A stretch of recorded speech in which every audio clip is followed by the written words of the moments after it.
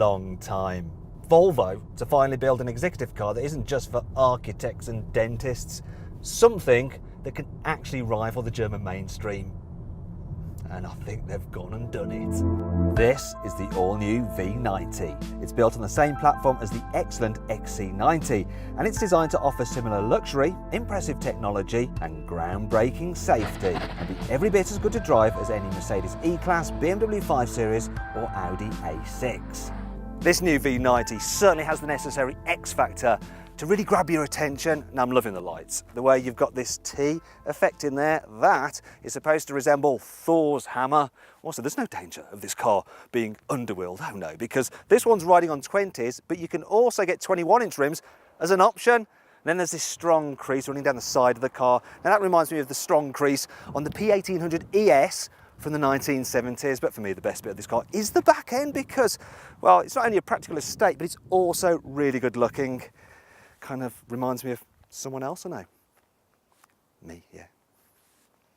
All V90s come with an automated tailgate, and you can get it with hands-free opening if you want, and the boot load space of 560 litres is just 5 litres less than an Audi A6 Avant. However, with all the seats folded, which you do electrically by the way, the total volume of 1,526 litres is almost 150 litres less than that in the Audi. Now it's worth pointing out that the starting price of this Volvo V90 of £34,500 means it undercuts a similarly specified Audi A6 Avant by around 2,000 quid, which is pretty useful. Though as the Audi's older, you're more likely to get a deal on one. If you want to find out the best deal you can get on this Volvo or the Audi, then click in the top right hand corner of the screen on the card to go to carwow.co.uk. The V90 comes with plenty of kit as standard. All models get LED lights, leather, heated front seats, internet connectivity, sensorless navigation which you operate through an iPad style screen, another digital screen for the driver, dual zone climate control, and 2 new driving aids. This is the first car to get the latest version of Volvo's Pilot Assist. So it's an extension of adaptive cruise control, and it allows the car to effectively drive itself at speeds of up to 80 miles an hour on the motorway without even following another car. And you can go completely hands-free for short periods of time, and the car will just steer itself. And that means there's probably enough time for me to just practice my juggling. So here we go. Yeah, I've got a lot to learn.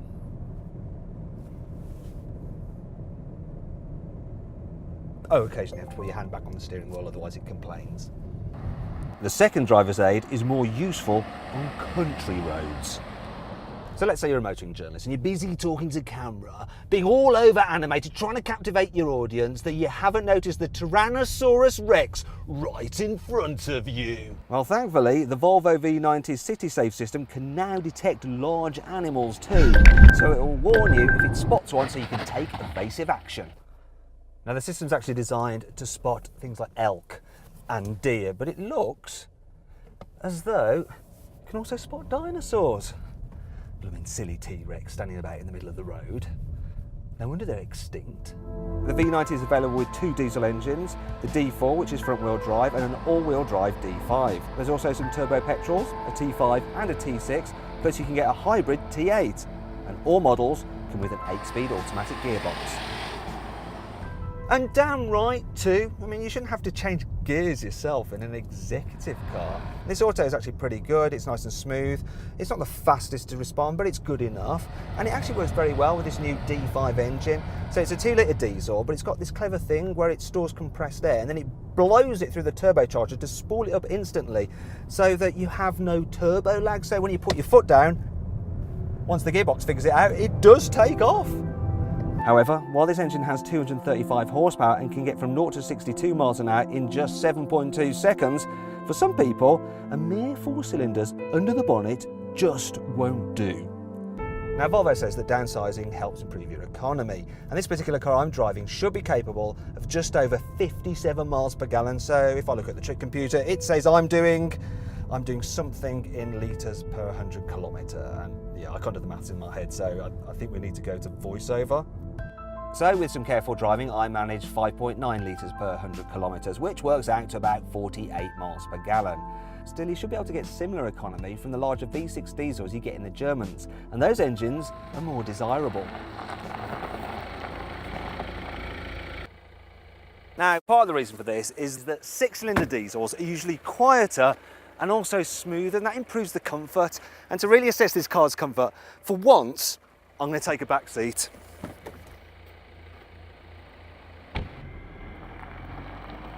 Now, if you're wondering who's driving, don't worry. I've actually hatched the piloted drive system, so we've gone fully autonomous, and it's really let me focus on this car's ride quality. Now, as standard, the car uses a leaf spring in its rear suspension. And I know what you're thinking, leaf springs? Weren't they used on stagecoaches? And yeah, that's true, but Volvo's done something clever. So it's actually fitted the leaf spring across the back of the vehicle there. You can see it's the green thing because it's made out of composite material. And that means that, well, it takes up less space than traditional coil springs. And so there's room in the boot area for them to fit all the electrical gubbins for the T8 hybrid model.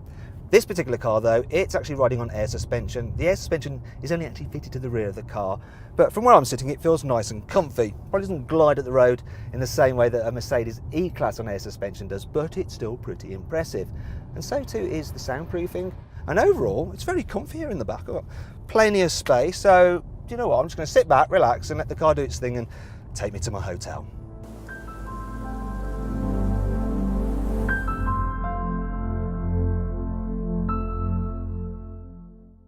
So, a new day and a new car, this time the S90. For those who prefer a saloon rather than an estate, the S90 is almost as smart looking as its big booted brethren. In the front, it's identical with that wonderful Swedish minimalist design which follows on from the XC90. Like the V90, this is the top level inscription model, which has Napa leather, various bits of walnut trim and a large digital driver's display. On the whole, the quality is strong with this one. You know, it doesn't feel in any way inferior to the Germans. I like the way that Volvo's got its own way with the infotainment screen. Yeah, it's a touchscreen system, but it's quite easy to use. Not quite as simple as BMW's iDrive, but way less confusing than the system you get with the Mercedes E-Class. And you can get stuff like Spotify and Apple CarPlay if you don't like Volvo's own proprietary system.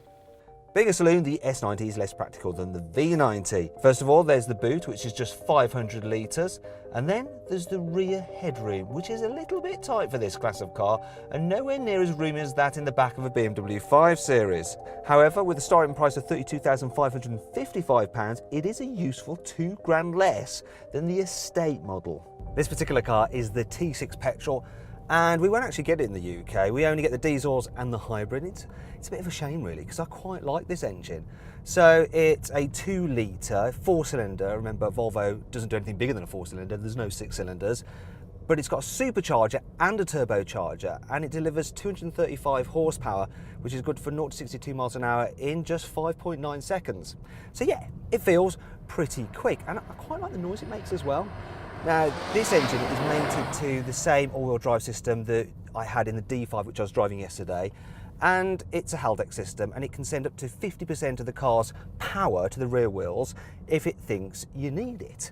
Thing is though, when you're driving along most of the time, it feels essentially front-wheel drive, this car, and as a result, it's never as fun or as sporty or as engaging to drive as a rear-wheel drive Jaguar XF. But, you know, for how people are going to drive this car, it handles well enough, really. And if you've come out of a lolloping S80, you're actually going to be really impressed with its dynamics.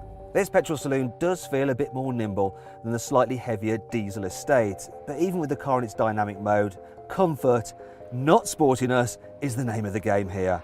And whichever model you go for, the S90 or the V90, you won't be disappointed. So then, overall, what do I think of the Volvo V and S90? Well, they've been a long time coming, but they have been worth the wait.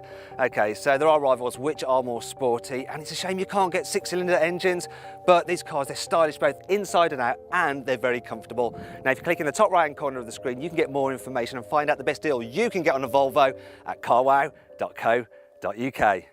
Thanks for watching. Now, if you enjoyed this video, please like it, share it and subscribe to our channel. And if you click over there, you can watch our review of the V90 with a 360-degree camera, which allows you to look around the cabin if you move your phone around or use the cursors on your browser.